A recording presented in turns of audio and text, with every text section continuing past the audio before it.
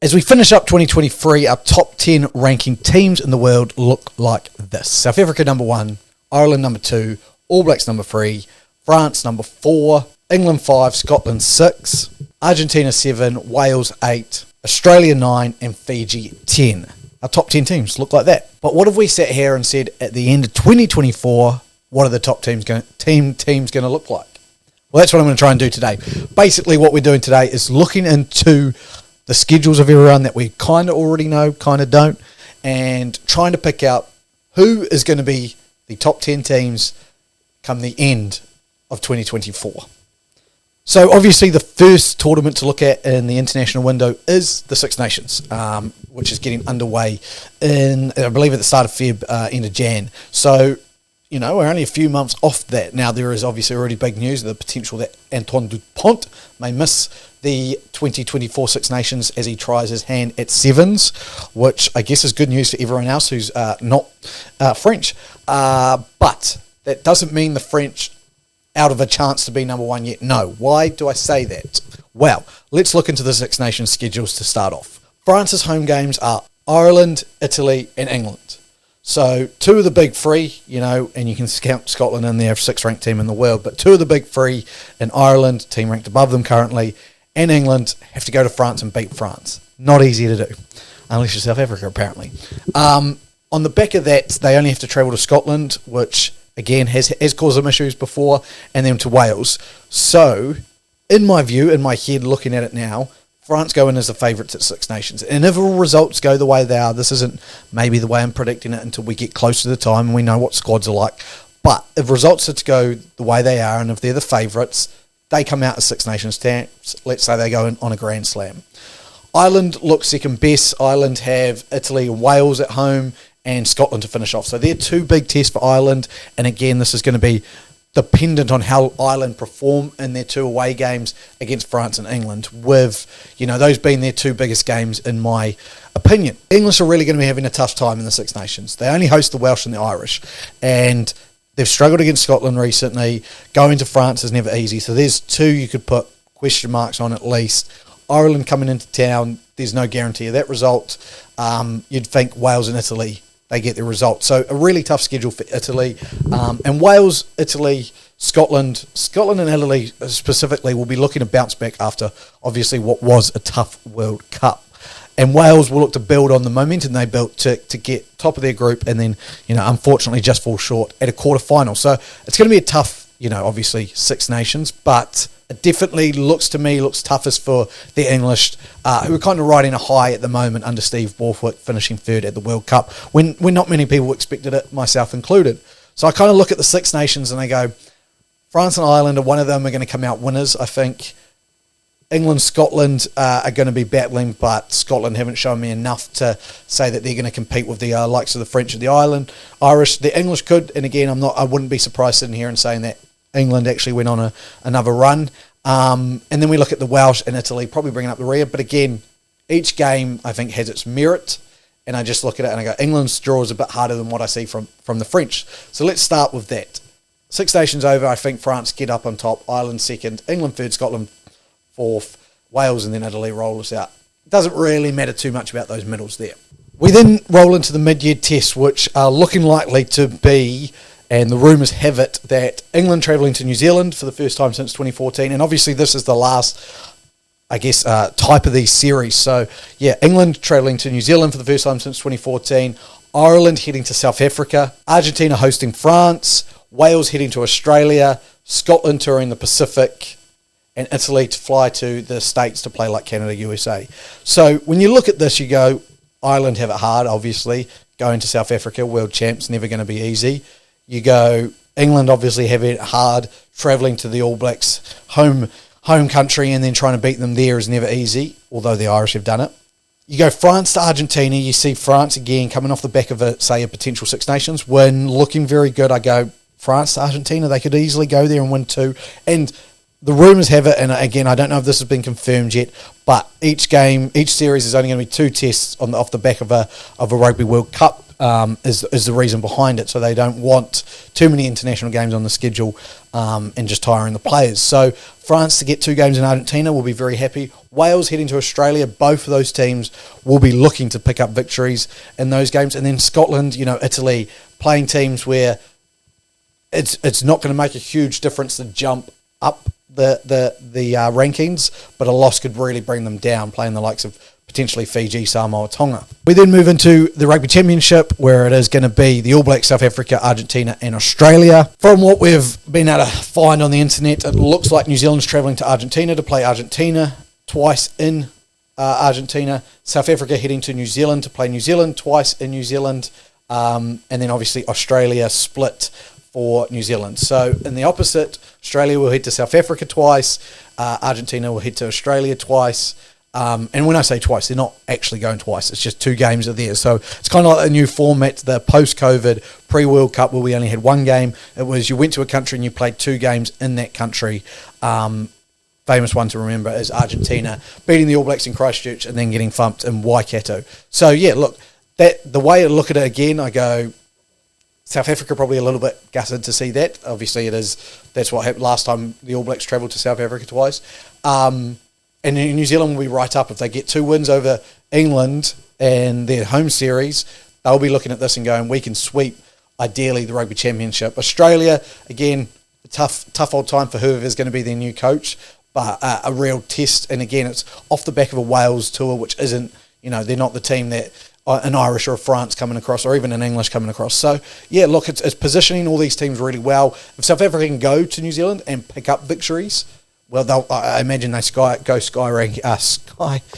imagine they go flying up the rankings. So, yeah, it is an interesting, I guess, rugby championship time like that. Same for Argentina. They've got 2 home games against the All Blacks to prove themselves, and then head across to Australia where they could jump up the rankings themselves. We then finish off, obviously, with the November series or the autumn series, whatever you want to call it. The Southern Hemisphere teams travelling up north to play the Northern Hemisphere teams. Some games have already been confirmed. France and New Zealand have confirmed, and this will be a big game, and I'll explain why just in a minute. And then England seem like they're facing the toughest schedule that has ever been invented in a calendar year. They have got New Zealand at home on the 2nd of November. Then the 9th or the 10th of November, they'll have Australia at home. Then the 16th or 17th of November, they'll have South Africa at home. So playing 3 of the 4 Rugby Championship teams.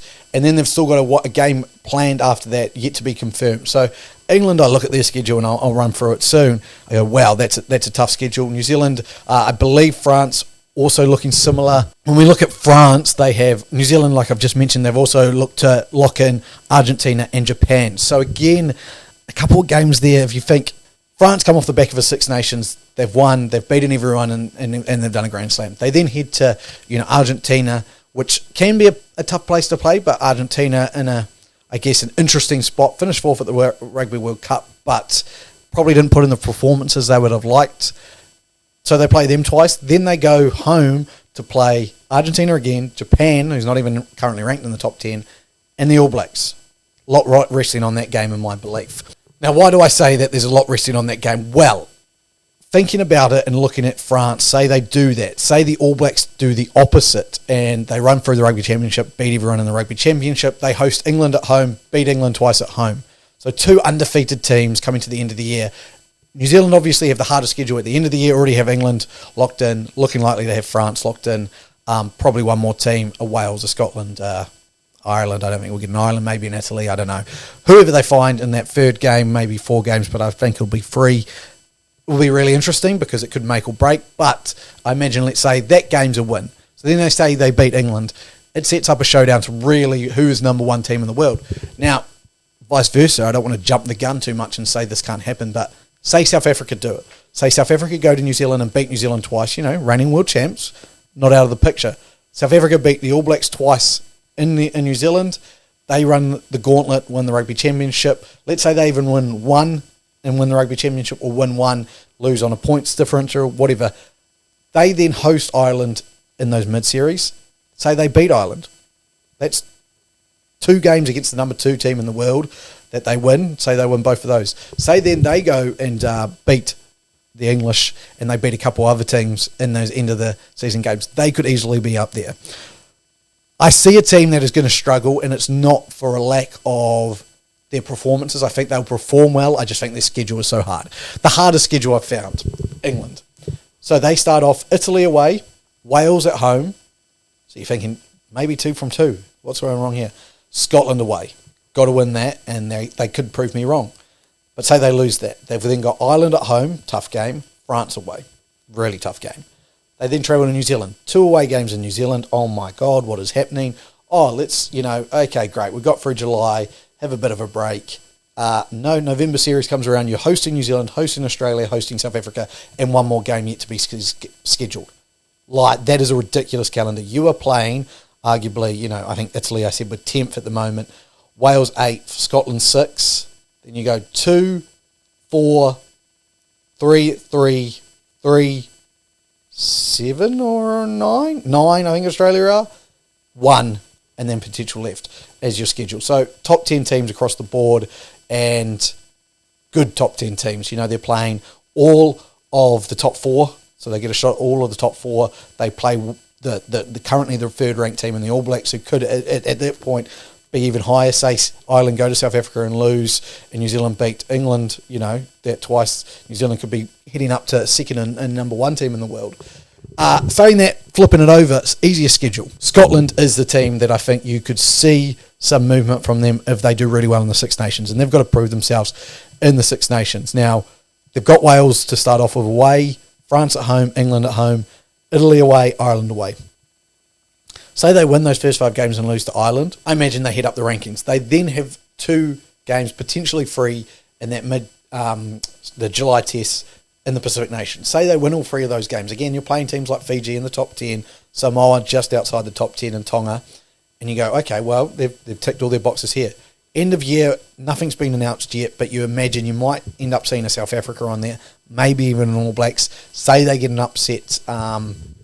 It's one of those ones where Scotland really have the schedule to push themselves up, but they also have a schedule where a couple of losses to teams that they shouldn't lose to will drag them down. So now what you've been waiting for. I think this year comes down to 2 teams, and 2 teams will decide who finished top of the rankings, New Zealand and France. I think it comes down to that final game, as I explained it earlier. I've got number 1 for now, France, because I think even if they lose to the All Blacks in that game, I just see their schedule putting them up a little bit higher. But I've gone France 1, New Zealand 2. Again, New Zealand has to go and beat France, which they haven't done in France in, 3 years. South Africa at 3, I still think even with their schedule, I think they beat Ireland twice and all the only losses come against the All Blacks in New Zealand. They're not dropping that far, current world champs. 4, I've got Ireland. They've got an opportunity again with the games against South Africa to show, and don't write them out of the Six Nations yet. 5, I've gone Scotland. I just think with their schedule, if they beat England, they'll be there. 6, I've gone Australia, and the reason I do this is I think they have an opportunity in the Rugby Championship to stake a claim, and then they have an opportunity with Wales coming and to beat England in England. I really think that they have a good year. 7, I have England. 8, Argentina. I just think the France coming to them in the mid-year. They've got to host the All Blacks and then go away to play Australia, and I don't think they win many games. It's just me. It's not. I might be wrong. I kind of hope I am, because I love Argentina. They're one of the greatest fans of rugby in the world, so I hope I'm wrong there. 9, I've got Wales. 10, I've gone Fiji. And just on the outside, I've gone Japan and Italy, 11 and 12. I think they'd need to upset some teams in and around, and I think Fiji beats Japan currently on form and on talent. So yeah, that is how I see the World Rankings finishing up in 2024. I would love to hear your opinion. Who do you think is going to be the top 10 teams at the end of 2024 in the Rugby World Rankings? Let me know in the comments. If you enjoyed this, make sure you like and subscribe. My name has been Luke. I've been from the Sports Booth. I'm quite clearly a biased All Black supporter, but I've put us 2, and I don't know what I'm doing. I'm going crazy. All right, thank you. Goodbye.